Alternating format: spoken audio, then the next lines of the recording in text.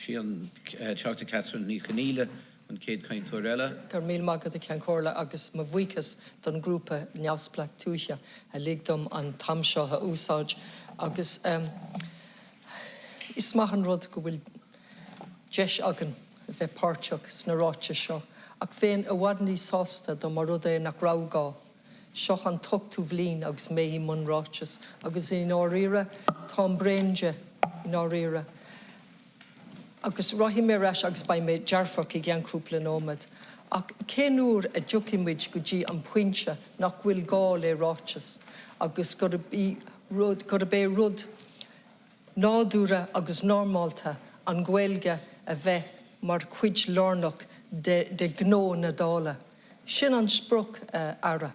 Agus nímuid ag an pointe sin fós.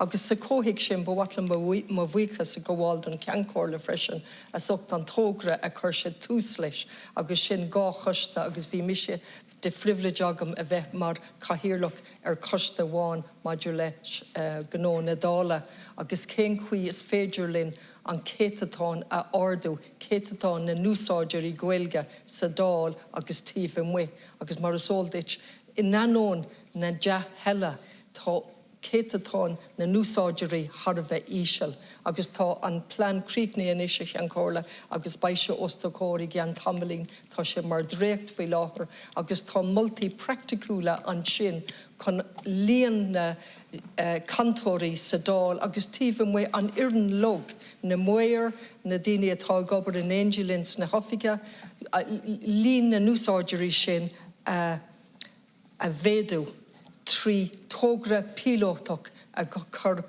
siúl go pránach. Sheachtain rud amháin, maidir le do ráites tosaí ar a fáilsiúm raibh agus tá neart is ddíchan atá dearfach is amachchas ama.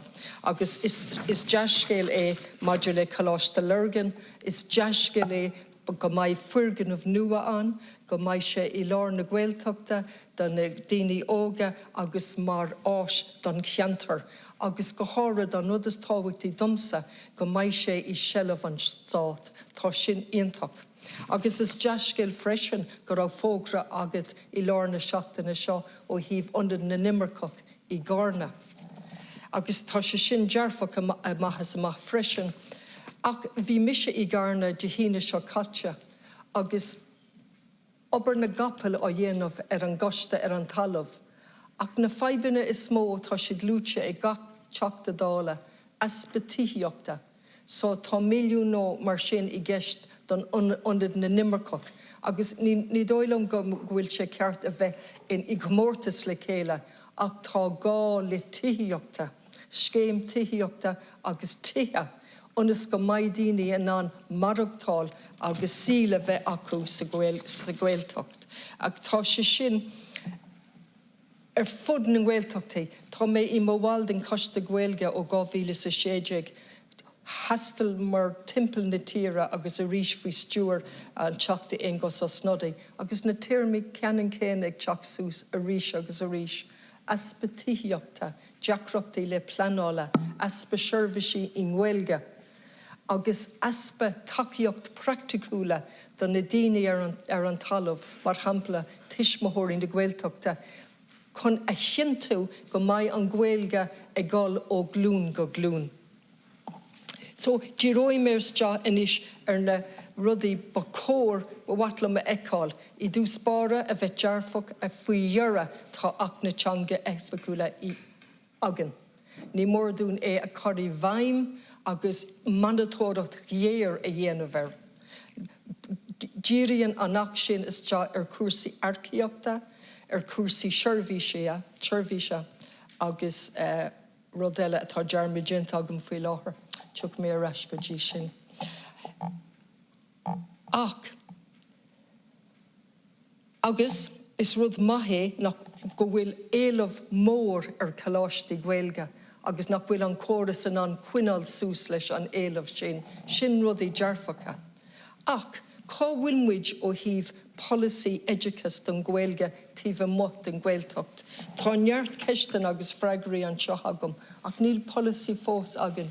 Agus sa bhallú sin clisimiid rudaí mar a dúirt an teachta éadán ó riordan. Maidir le Gaeilge a bheith mar míhaintáiste. Seachas díreú isteach ar na rudaí dearfacha agus policy cuimseach ag tastal go géarhain don na scoilna tíomh muit den Gaeltacht sin formhór na naltaí sa tír seo. Maidir leis an policy educas don Gaeltacht an rud a bear a léamh mé riamh, rud Harbheith dearfach. Tá sin tá an córa sin an ó 2017 go dtí 2022. Mar dheallar Covid thug bhí sinú ama i gceist. Ach cén sort afretnú atá ar siúl ó híomh cíl ceannaí a bheith agan, cad is fólama agan, agus an maith córas nua i gceist agus policy nua i gceist, ní léon freigraí ar na rudaí sin. Con mat lei sin ó híomh tuismitheoirí na Gaeltachtaide, tá moltaí Harbheith practicúla chora os mhórgóir chun an Gaeilge a ása agus chuna cintú mar a dúirt mé go raithí sé rá ó glún go glún, go háirimh an córas feiglí linmh, agus ní léon rud déanta faoi sin fós. Is tótha go bhfuil níor thula mé in áiríir a tíomh muite an teachta éadán ó riordan. Níor thula mé droch ocail ó híomh na Gaeilgeide. Agus I meallach amháin táid marí ó híomh na de heile don Gaeilge agus gan éon dul chun céin. Agus is tótha go bhfuil muid tagtha go pointe go bhfuil orann an dúchláin dulling ghlech leis an dúchláin agus na deisina a hapú. An Gaeilge a haring sisteach ón imel, agus a chur I lár an éanaí. Cén fá mar gur bí teanga efficúil na tíre ifar a héin.